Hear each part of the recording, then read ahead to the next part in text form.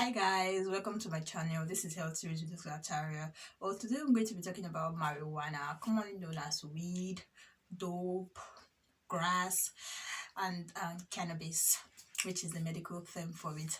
So I feel it's quite important to talk about because of the increased use, especially amongst teenagers and youths in the society. For now, I think marijuana is actually the most illegally consumed drug in the UK, and it's actually gaining more and more users by the day. So I feel it's actually kind of important to talk about. So what are the symptoms of marijuana? Now, marijuana symptoms vary depending on your number of times you've used it, also depending on the duration, that is per year that you've used it.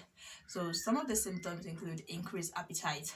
I do hear of some reason that some person take marijuana because they feel it opens up their tummy so they eat more. So actually some people take that because of that symptom that it presents with. It can also present with heightened sensation, feeling high, like most people will call it, excited, feeling happy. Some people go into these bouts of laughter, they just laugh for no reason at all. And it can also present with hallucinations, and by that I mean hearing things. You start hearing things that people are not hearing, start seeing things that people are not seeing, you start believing in things that people are not believing in, those kind of symptoms. So those are the symptoms of marijuana.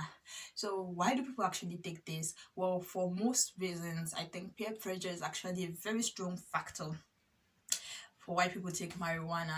Like when you see your friends doing it and you're like, I'm not interested, and they're like, come on, just try, even if it is one time, just don't you want to know how it feels like? And you're like, okay, let me go ahead and see. Well, if you have those friends that take marijuana and you're having this feeling of trying it, well, I'm here to tell you, you shouldn't. Do not even try it. Don't even think about it. Not to talk about trying it. It's not for you, and I'm going to tell you why in the following minutes of this video. So if you've been taking marijuana and you want to stop, if you've been taking it for a very long time, for a prolonged period of time, and you're a heavy user, it will be quite difficult because this drug is actually kind of addictive. So you might be having some withdrawal symptoms which are not very pleasant, and these symptoms will want to make you want to go back and start taking it so the symptoms disappear because they are very, very uncomfortable. Okay, now this one that you people are looking at me like this, I am not a marijuana user. I just know a bit about it, and I'm like, let me tell the public about it.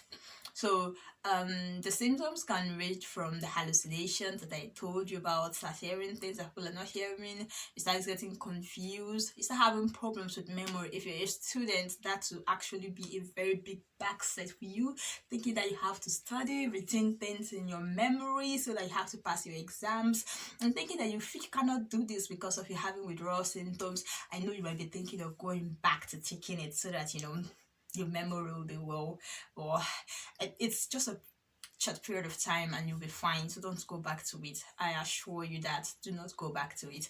So the withdrawal symptoms can even involve delusions, and by that I mean having this strong belief that is not true and that everybody says is not true, but you hold dearly say it. Like, let's say okay, you believe that the world is going to come to an end today.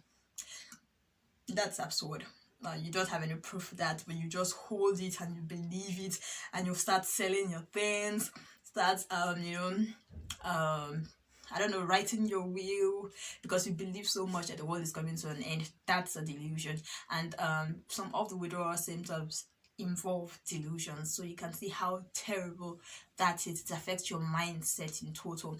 It can even cause shakiness of the hand. So if you're someone that your daily work activities includes handling machines, it will be quite you'll be unable to do those fine activities with your hands because of the shakiness, which is one of the side effects or the withdrawal symptoms of marijuana.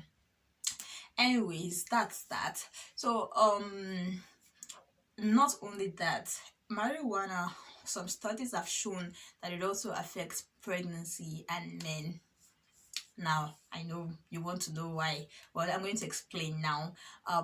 Well, for men, marijuana intake, especially if you're taking it for a long time, affects your sperm count, it affects your sperm quality. Yeah. And also for the ladies, it has been associated with preterm deliveries and also your baby being small. So if you're taking marijuana and you're pregnant, or you're a man, you're taking marijuana when you're having problems with, getting a lady pregnant, I think you should think about it again. Should I continue or should I stop? I think you should stop. So these are the side effects. And then let's not I forget one of the most important. It depends on which one you think is the most important based on how it affects your life in general. But I think for me, this is actually the most important. Yeah, I think so.